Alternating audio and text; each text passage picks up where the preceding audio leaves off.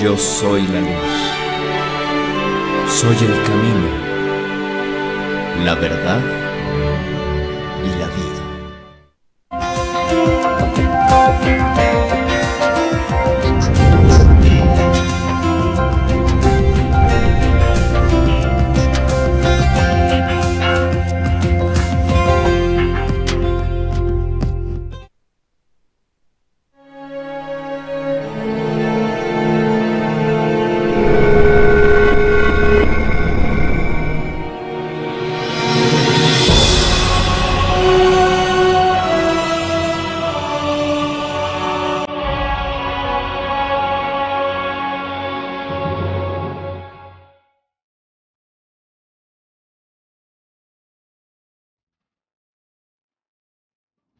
Desde España, en Anchuelo, una comunidad autónoma que se localiza a 50 kilómetros de Madrid, en la pequeña iglesia de Santa María de Magdalena, encontramos a un hombre de Dios, que día a día nos da la Sagrada Eucaristía.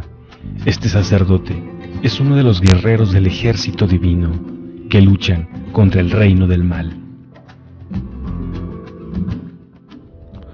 Cuando la Iglesia pide públicamente y con autoridad, en nombre de Jesucristo, que una persona o un objeto sea protegido contra las acechanzas del maligno y sustraído a su demonio, se habla de exorcismo.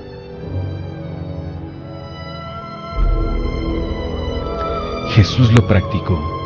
De él tiene la Iglesia el poder y el oficio de exorcizar. Es decir, el exorcismo es la invocación que hace la Iglesia en nombre de Jesucristo y a través de un ministro ordenado para proteger y ahuyentar al demonio de una persona o cosa.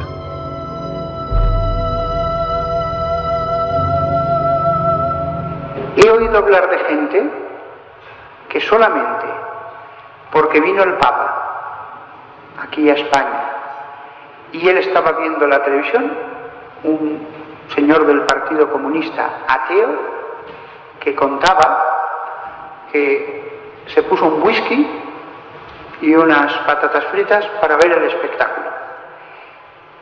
Y cuando acabó la retransmisión, era la llegada al aeropuerto. Estaba de rodillas llorando. Los medios de comunicación pueden hacer un bien extraordinario. Millones y millones de personas los ven y la gracia puede actuar. Cuando millones de personas ven algo religioso, no importa lo que sea, una monja hablando, un acto litúrgico, una breve oración, lo inesperado puede suceder. Y alguien muy alejado de Dios, de pronto, repentinamente, tener una conversión. En otros casos, un acercamiento, un pensamiento, algo que va a iniciar una serie de acontecimientos en la vida de esa persona que le llevarán a cambiar la eternidad suya en el más allá. Así que, ¿cuánto bien pueden hacer los medios de comunicación usados para promover lo que hay más noble en el ser humano, para promover que la palabra de Él, con mayúsculas, resuene dentro de los hogares, dentro de los corazones de tantos millones de personas. Que la Santísima Virgen María proteja a los medios que hacen lo que Dios quiere.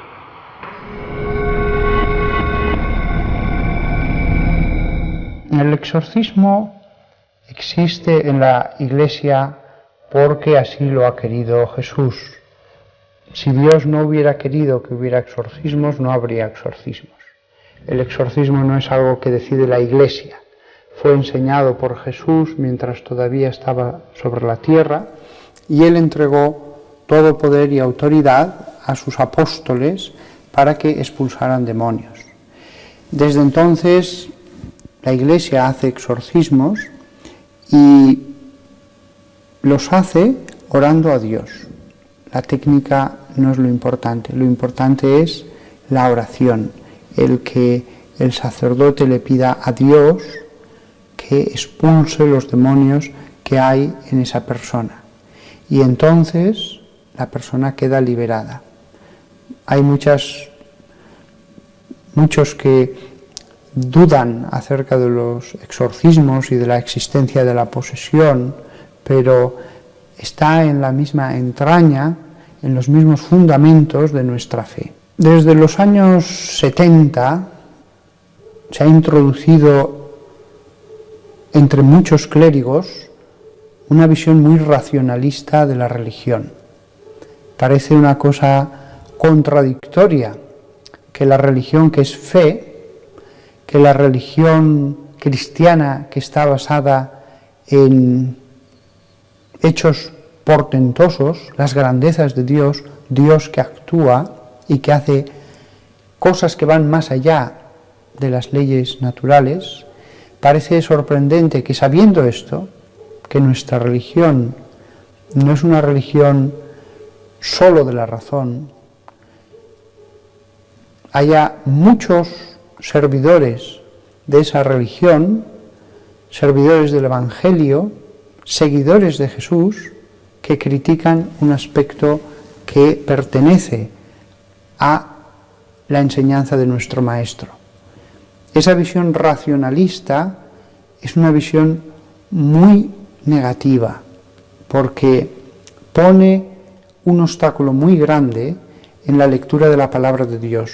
Y la palabra de Dios es uno de los grandes alimentos que Jesús ha dado a todos los creyentes, y especialmente a los sacerdotes que han recibido el ministerio del lectorado. Son lectores por excelencia de la palabra de Dios.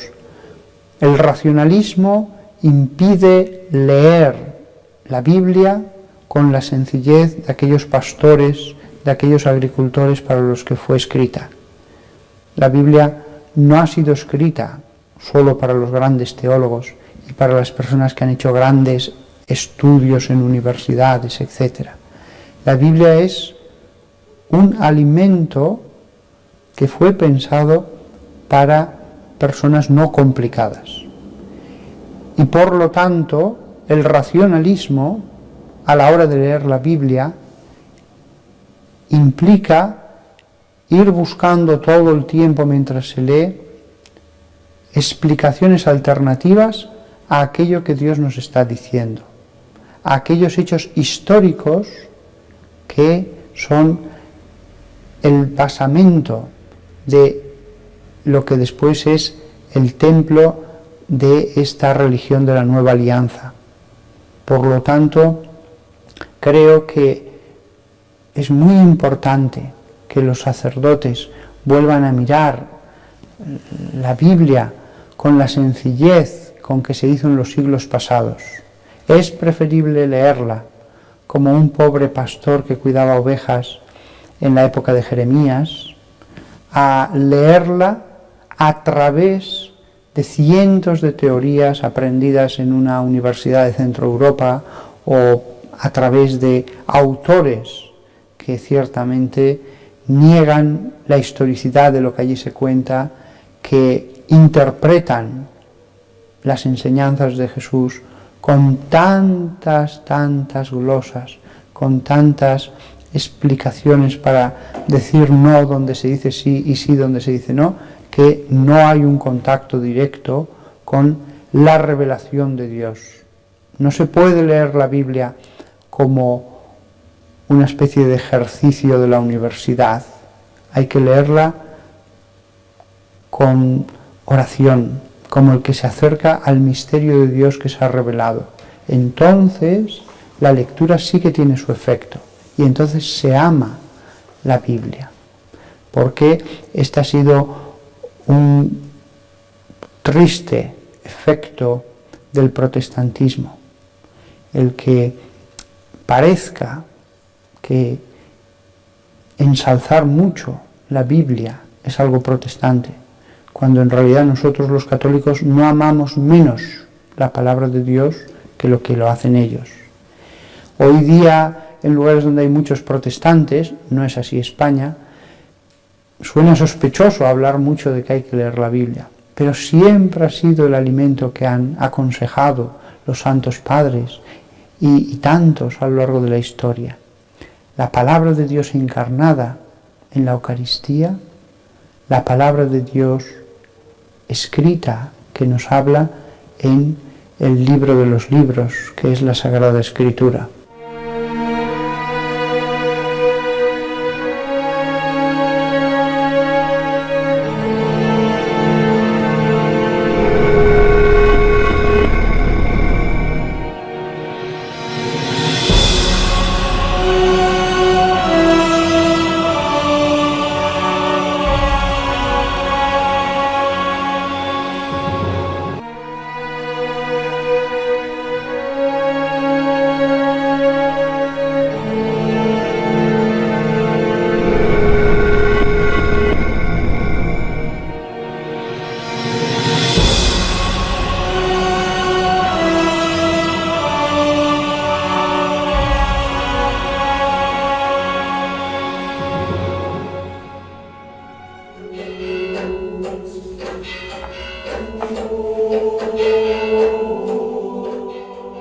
Verificar una verdadera posesión diabólica es muy difícil. Por lo tanto, el obispo ha de ser cauto y prudente cuando examine los casos que se le presenten.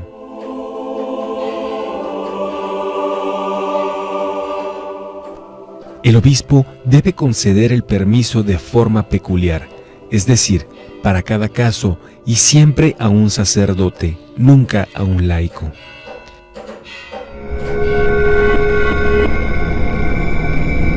Un demonólogo es el sacerdote que está especializado dentro del amplísimo campo de la teología en todo lo que tiene que ver con los demonios. Por lo tanto, es la naturaleza de los demonios, el infierno, cómo es la condenación, el exorcismo, la posesión demoníaca, las influencias, las infestaciones de lugares, todo lo que tiene que ver, que está relacionado con el demonio, forma el campo de la teología que se llama demonología. No existe un lugar donde uno pueda especializarse en esto. Hasta ahora, los pocos que de verdad han sido teólogos especializados en este campo, lo que han hecho ha sido cultivar esa parte de la teología a través de los años, a través de la experiencia en los exorcismos, de la lectura, del razonar acerca de estos temas, y así es como se ha formado la persona que dentro de la Iglesia pues ha sido especialista en este campo. Si se forma uno mismo no hay nadie que avale, es una especialidad que la estudia cada uno, los pocos que ha habido por su cuenta. Yo nunca pensé cuando estaba en el seminario que iba a hacer ni un solo exorcismo. Cuando yo fui ordenado y estaba estudiando la licenciatura, me llamó mi obispo y me dijo que tenía que hacer la tesis de licenciatura, la tesina, en el campo del exorcismo. Yo le dije que estaba en la especialidad de Historia de la Iglesia, que estaba muy contento y que, francamente, que prefería que no. Él insistió, yo también insistí. Al final, pues, tuve que obedecer. Después que acabé la tesina, un sacerdote me dijo, ¿puedes recibir un caso dudoso que hay aquí? Y yo lo recibí porque o lo recibía yo o no había nadie más que en Roma. Entonces, esa fue la primera persona por la que oré, después vino una segunda, una tercera, y así fue incrementándose mes tras mes este ministerio. La práctica del exorcismo, si se hace bien, es una práctica que no desgasta, es una práctica que no cansa. Al fin y al cabo, se trata de una actividad al mismo tiempo pastoral y al mismo tiempo de oración, caritativa y contemplativa, de acción y oración. Es un modo de ayudar al prójimo y, por lo tanto, los exorcismos tienen que enriquecernos, tienen que mejorarnos, que acercarnos más a Dios. El exorcismo, lejos de provocar, como algunos piensan, un desgaste, si se hace bien, si se hace sin tensión, si se hace como uno realiza la oración personal, entonces supone un contacto con Dios.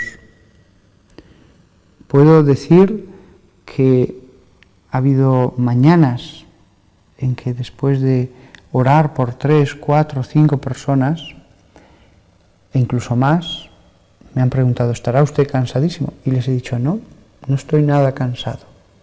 Del modo más relajado posible, he orado a Dios por estas personas, he hablado con ellas cuando he acabado, les he dado consejos, entre medio he salido a pasear y a rezar mi breviario, interrumpiendo las mismas sesiones cada vez que llega la hora canónica para rezar la liturgia de las horas. Salgo fuera, me doy un paseo, vuelvo a entrar, sigo con mi oración, hablo con la familia, les animo a seguir adelante.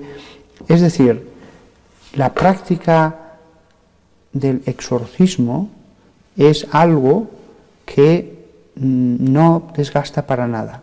Muy por el contrario, supone un placer, porque quizás no tenga el mismo placer un sacerdote que está en un despacho de la curia episcopal, pues haciendo papeles, haciendo impresos, o alguien que está en un tribunal eclesiástico viendo si un matrimonio es nulo o no. Hay muchos otros oficios en la Iglesia que son mucho más tediosos.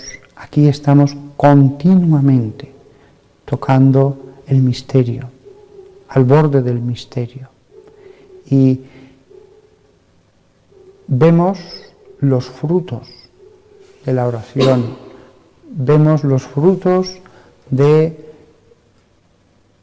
tanto sacrificio, de la compasión hacia el prójimo, y por eso para nosotros, los sacerdotes que nos dedicamos a esto de forma permanente, nos resulta incomprensible cuando personas que nunca han visto ni un solo exorcismo lo entienden como algo malo, peligroso, perjudicial, cuando en realidad es Jesús ayudando al prójimo y nada más que eso, no es otra cosa. No. Ha habido exorcismos que han acabado mal, pero no en la Iglesia Católica, sino fuera de ella, realizados por personas que se anuncian como exorcistas y que piden dinero. Entonces, la persona que se pone en manos de ellos sí que corre un peligro. Es verdad que esto que acabo de decir tiene alguna pequeña excepción, como un caso que hubo en Alemania, y que por impericia de los exorcistas no supieron qué hacer en un caso en el que el demonio durante muchos meses le impidió el comer a la pobre chica. Es en este caso en el que se basó el exorcismo de Emily Rose. Pero fuera de este caso, en que debería haber sido ingresado en el hospital, en la Iglesia Católica no ha habido muertes. Sin embargo, sí que ha habido hechos terribles con personas que se han anunciado para realizar esta tarea y que han pedido un dinero y que en realidad practicaban la magia. Entonces ha habido casos en que el mismo supuesto exorcista estaba poseído y han ocurrido muertes espantosas. Nunca hay que ir a exorcistas que no sean sacerdotes aprobados por su obispo, ya que si no, por hacer el experimento pueden ocurrir hechos verdaderamente horribles. Todo modo en que uno quiere comunicarse con los espíritus desconocidos, ya no digo ni siquiera malignos, o instrumentos para comunicarse con los muertos, son puertas que se abren para que ellos puedan influir. No es que todo el mundo que realice espiritismo quede poseído, pero cada persona que realiza espiritismo corre un riesgo de quedar poseído. Nunca, nunca hay que realizar nada esotérico, porque es una puerta que estamos abriendo a esos espíritus, y esos espíritus, aun sin poseernos, nos pueden acompañar toda la vida influyéndonos. Por lo tanto, la magia, por supuesto la brujería, todo lo que tenga que ver con nueva era, y lo que es malísimo, la llamada santería, el vudú, el candomblé, todas esas cosas son demoníacas. Todas esas formas que han venido del Brasil para lograr cosas buenas o para dañar, eso es el demonio.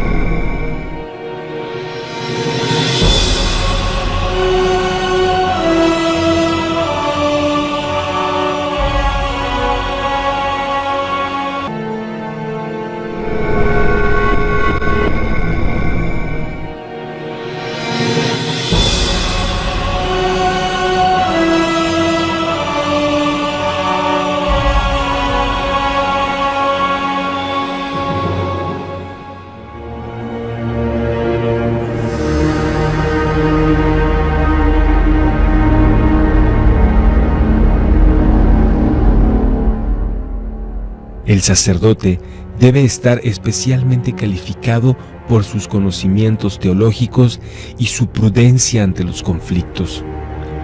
Puede existir también un oficio de exorcista, donde el sacerdote no necesita el permiso expreso del obispo en cada caso, sino que esté facultado para celebrar exorcismos en general, pero este permiso debe ser solicitado por la Conferencia Episcopal a la Santa Sede. Mi opinión personal, y desde luego no infalible, sobre novelas o películas como las de Harry Potter y similares, es que en sí no hay razón suficiente para prohibirlas, es solamente una ficción. Si el niño crece en una familia cristiana, la familia le va a decir dónde está el bien y dónde está el mal. Pero todo es una cuestión de cantidad. O sea, no hay ningún mal en ver una película, pero sí que es claramente malo el que todos los días está leyendo cuentos acerca de estos temas, viendo películas acerca de estos temas, jugando a juegos relacionados, aunque en sí mismos no se invoque a nadie. Es una cuestión de cantidad. En Europa siempre ha habido cuentos en los que aparecían las brujas y los encantamientos y los hechizos, y ni siquiera la Inquisición puso nunca ningún problema porque eran ficciones inofensivas. El mal viene de la cantidad. No estaríamos hablando de este tema si solamente hubiera habido una película y ya está. El problema es que continuamente se estén produciendo una y otra vez series de televisión, películas, novelas que están haciendo que los niños crezcan viendo de un modo natural la realización de la magia, de la hechicería. Insisto, no hay nada de malo en ver una de estas películas en sí mismas consideradas. La cantidad, como en tantas cosas de la alimentación, es lo que hace que algo que en sí no es malo pueda llegar a ser perjudicial. Además, los niños son imitadores natos. Si ven películas de misioneros o de sacerdotes, el niño quiere imitarles, aunque después no sea sacerdote, pero eso deja un influjo. Si el niño continuamente está viendo películas de brujos, de un modo natural va a querer ser un brujo. Pero insisto, ningún padre debe tener escrúpulos, problemas de conciencia, porque su hijo vea una película acerca de esto. El problema viene de la cantidad. Las únicas películas serias que muestran lo que es un exorcismo es El Exorcista y El exorcismo de Emily Rose. El exorcista es un poco como el catálogo de todo lo que puede suceder en un exorcismo. No significa que en un solo exorcismo vaya a suceder todo eso, pero lo que aparece en la película en algún exorcismo ha ocurrido, hasta las cosas más extrañas. El ritual sí que se muestra muy bien.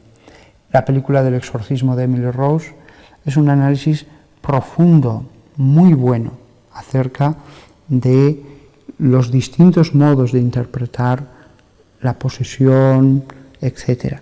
Entonces, fuera de estas dos películas no hay ninguna buena. Solo estas dos valen la pena. En la mayor parte de los exorcismos, lo único que se observa es que la persona se vuelve furiosa, grita, hay que agarrarla porque de un modo violento quiere agredir al sacerdote, escupe, no suele ocurrir nada más. Ahora bien, hay uno de cada bastantes exorcismos en los que sí que hay un carácter verdaderamente terrorífico de lo que allí está sucediendo. Algunos exorcismos, si fueran grabados, sin ningún género de dudas, serían perfectos para una película de terror, con gritos sobrehumanos. Yo he visto rostros en los que los ojos estaban inyectados en sangre completamente. He visto como una chica joven sin cultura religiosa se sabía la Biblia entera de memoria, como niños entendían lo que les decía en latín. Incluso hay casos de levitación. No es lo normal esto. De muchos casos de posesión, solo unos pocos son extraordinarios. Pero esto ya aparece en el Evangelio. Se describen muchas posesiones, pero una de ellas es tan terrible como la de la película El Exorcista, que es los endemoniados de Gerasa, donde el endemoniado de Gerasa vivía entre tumbas, lo habían tratado de sujetar con cadenas y las rompía. Si uno lee la conversación con el Mesías que tiene ese poseso, uno ve que es verdaderamente un guión para una película de terror. Y ya no digamos los cerdos lanzándose al galope hacia un abismo y chillando, es fácil de imaginar, cuando caían despeñados contra el lago. Eso fue un solo caso de los muchos que se describen en el Evangelio, pero también hay casos en los que Dios permite que el poder de las tinieblas se despliegue y quede manifiesto para que así los hombres crean, para que así los hombres tengan fe. Todo esto podría haber quedado oculto, pero ha sido voluntad de Dios, de ese Dios que es amor, que es maestro, el que alguna vez el poder del maligno se vea a la luz del día para que así los hombres tengan más razones para creer. Un católico tiene que creer en todo lo que dice la Santa Iglesia. No podemos escoger, no podemos decir esto me parece bien, esto me parece mal. Uno tiene que arrodillarse e inclinar la cabeza ante aquello que hemos recibido de Dios, bien sea por boca directa del Maestro cuando enseñaba a los apóstoles, bien sea lo que el Espíritu Santo inspira a los pastores acerca de cómo interpretar ese mensaje de Dios, el magisterio.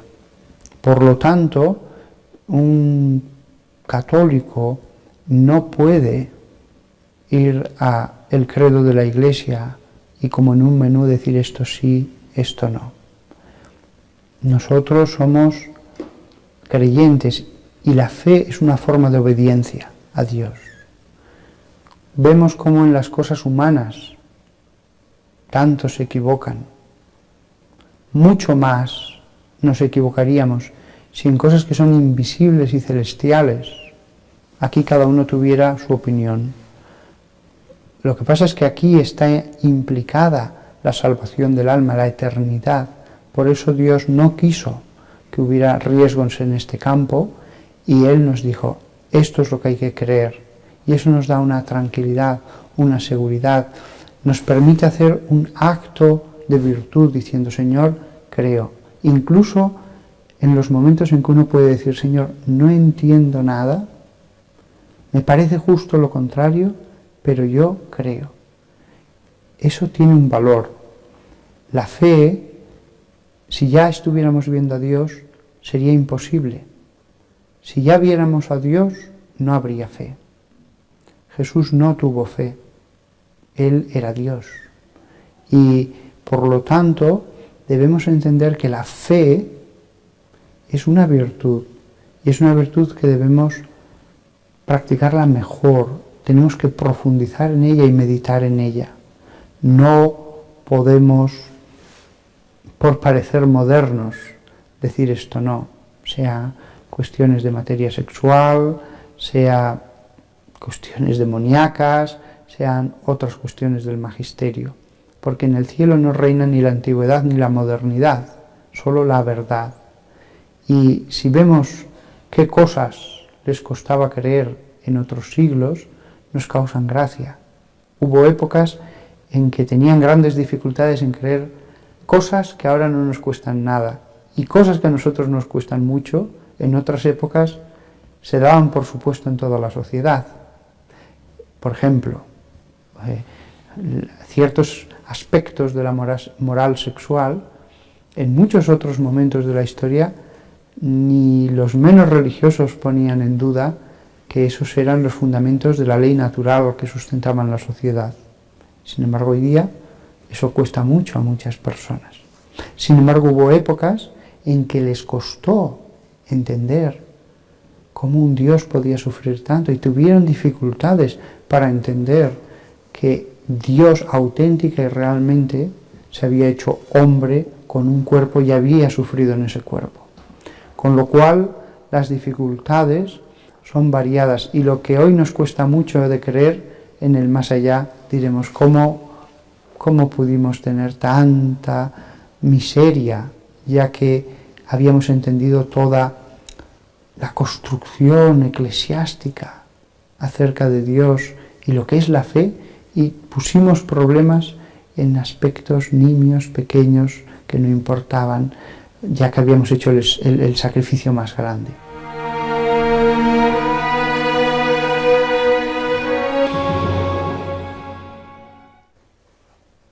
México y en general toda Latinoamérica sigue siendo un continente con fe, sigue siendo un lugar donde mejor o peor, pero prácticamente todos creen. Es un continente de personas religiosas. Eso los mexicanos, el resto de latinoamericanos tienen que protegerlo. Porque aquí, en Europa, en una sociedad secularizada, es ahora cuando muchos comprenden cómo cada pequeño ataque contra la religión, cada pequeño ataque, calumnia contra la Santa Iglesia, al final, la suma de todo ello ha ido que el reino de Dios fuera retrocediendo en la sociedad. Por lo tanto, yo lo que diría es, proteged el reino de Dios instalado en vuestra sociedad. No lo deis por supuesto, no penséis esto ya está conseguido de una vez para siempre. Allí, en el continente americano, ahora hay una lucha entre secularismo y los hombres que creen en Dios.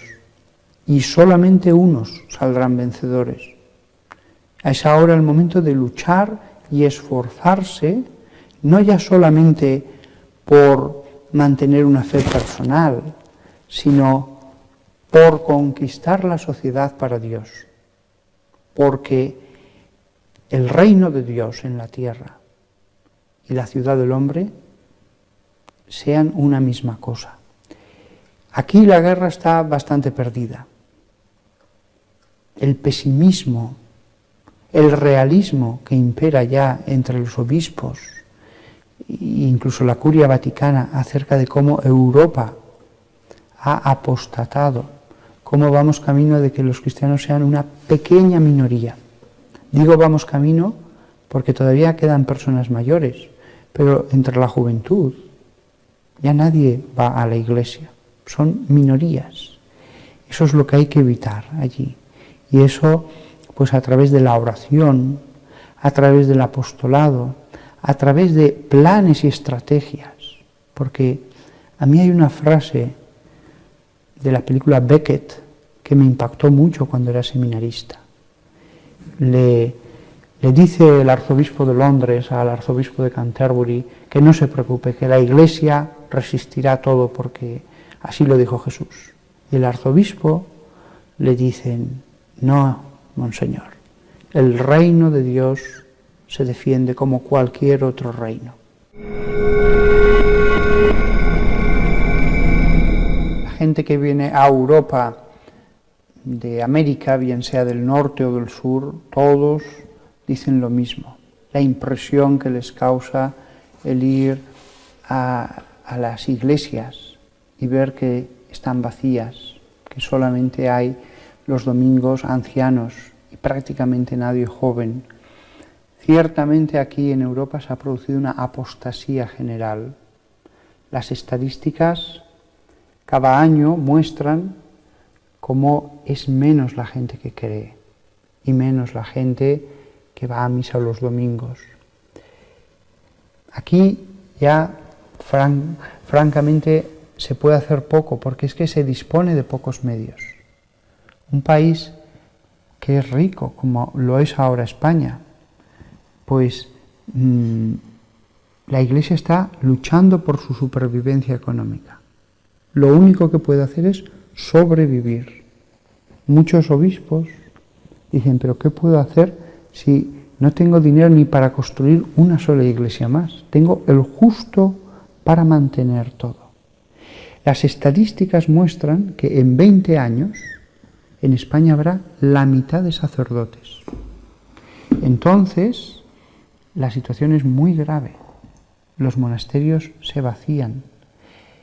Vamos hacia un nuevo paganismo aquí en Europa.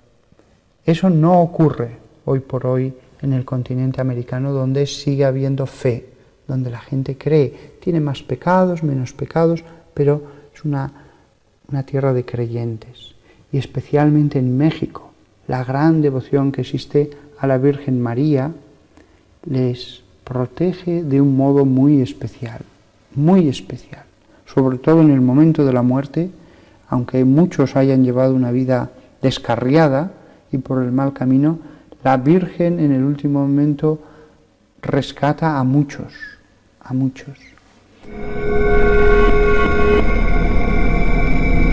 Yo recuerdo un caso de posesión y aquel hombre tenía un demonio que lo sacamos y ¿cuál fue nuestra sorpresa?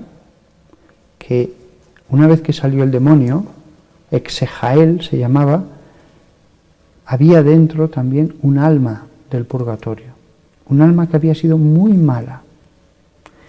Y entonces nos dijo: cuando yo morí, vi una luz, un túnel, pero yo tuve miedo y me alejé. Y entonces caí al borde del Hades, y allí había muchas almas. Y vi en un momento dado a una mujer con un niño en brazos, que con su brazo sacaba a muchas almas de allí. Pero también tuve miedo de ella y me alejé. Fue entonces, dice este alma, cuando este demonio, a mí y a otras almas que habíamos sido tan malas, nos agarró en sus redes y cuando esta mujer hizo espiritismo, nos metimos todos en ella. Entonces, fue algo que Dios permitió, había sido malísimo para que este alma pudiera comprender y con la oración purificarse. Pero lo que a mí más me gustó, lo que más me maravilló, fue eso que dijo. Había muchas almas al borde del Hades y vi a una mujer con un niño que con su mano sacaba muchas almas de allí.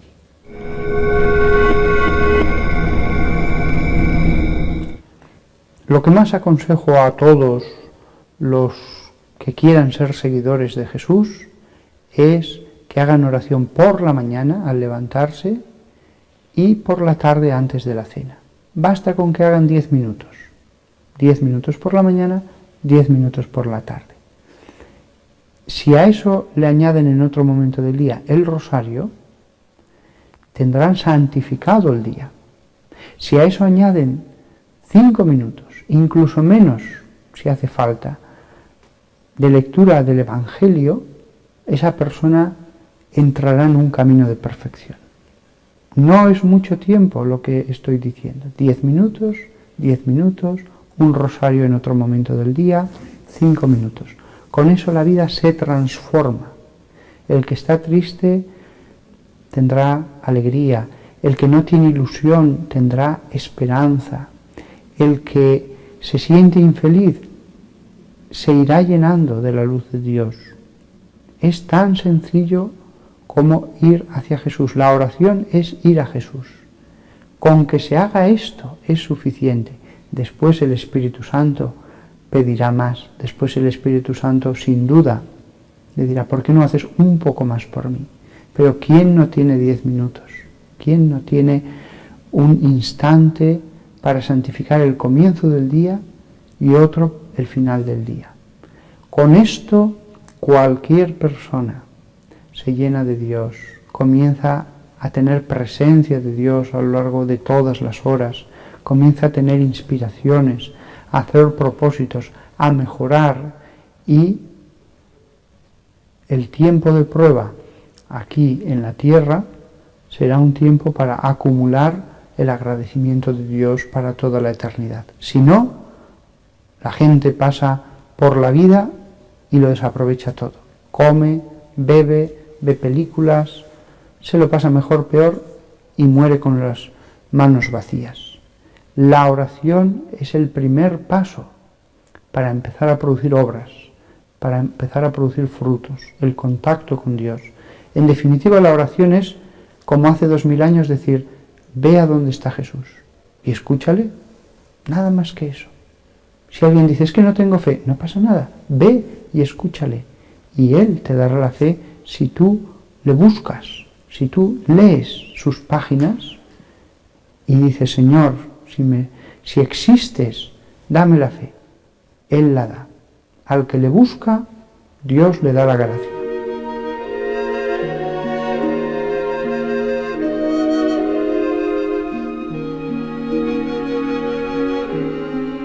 Señor Dios Todopoderoso, bendice a todos aquellos que ahora mismo estén escuchando este programa.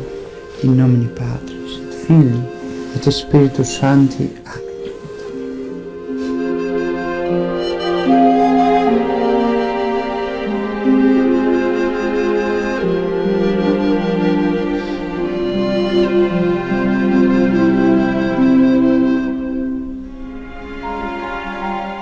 La Iglesia está segura de la victoria final de Cristo y por lo tanto no se deja arrastrar por el miedo o el pesimismo, pero al mismo tiempo es consciente de la acción del maligno que busca desanimarnos y sembrar la confusión. Tengan fe, dice el Señor, yo he vencido al mundo.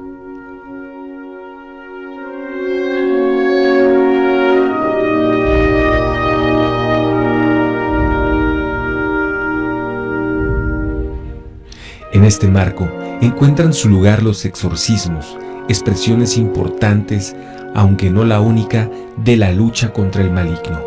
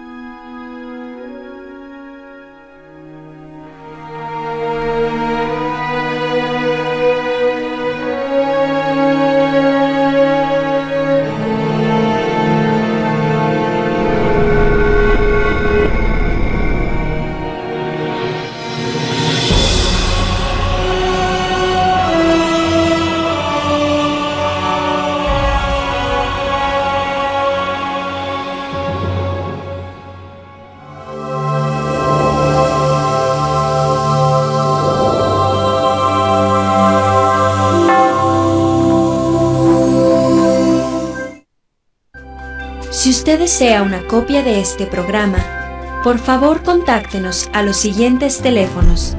Desde el extranjero, marque 0052 33 3770 1814 y del interior de la República Mexicana al 01900 849 3507 o escríbenos a nuestro correo electrónico tiendavirtual@mariavision.com y visita nuestra página web www.mariavision.com.